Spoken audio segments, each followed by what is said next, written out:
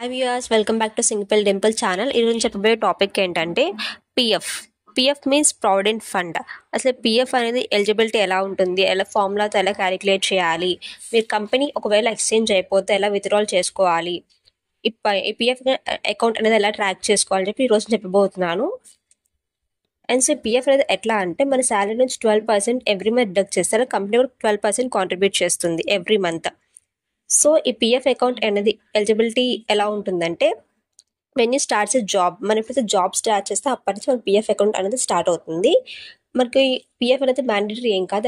ఎవరికైతే అవసరం అనుకుంటారో వాళ్ళ శాలరీ నుంచి ఎవ్రీ మంత్ 12% డిడక్ట్ అవుతుంది క్రాస్ శాలరీ నుంచి. లైక్ కంపెనీ కూడా 12% కాంట్రిబ్యూట్ చేస్తుంది. అలాగే ఈపీఎఫ్ఓ కూడా 8% ఇంట్రెస్ట్ రేట్ అనేది ఎవ్రీ ఇయర్ ప్రొవైడ్ చేస్తుంది మన పిఎఫ్ అకౌంట్లో ఉన్న అమౌంట్ని బేస్ చేసుకొని.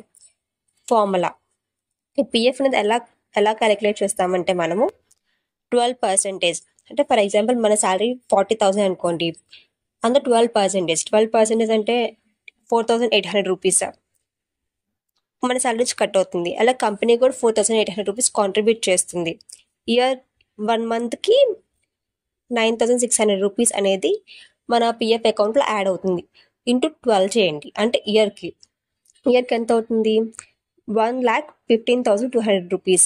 దీనికి ఈపీఎఫ్ఓ కంపెనీ, ఈపీఎఫ్ఓ వాళ్ళని గవర్నమెంట్ వాళ్ళు 8% ఇంట్రెస్ట్ ప్రొవైడ్ చేస్తారు. 8% అంటే ఎంత? 9,600 రూపీస్ అప్రాక్సిమేట్లీ. రెండు యాడ్ చేస్తే 1,24,416 రూపీస్ అప్రాక్స్గా మన అకౌంట్లో ఉంటుందన్నమాట. ఈపీఎఫ్ఓ పెట్టుకోవడం వల్ల మనకు బెనిఫిట్ కానీ లాస్ ఏం లేదు. నెక్స్ట్ అనేది పిఎఫ్ అమౌంట్ ఎలా క్లెయిమ్ చేసుకోవాలి. మనము జాబ్ రిజైన్ చేసిన 3 months తర్వాత మనం పిఎఫ్ అమౌంట్ అనేది విత్డ్రాల్ చేసుకోవచ్చు త్రూ ఆన్లైన్ ద్వారా.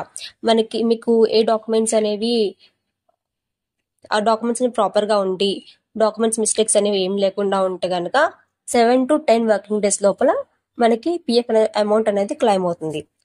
And next company change.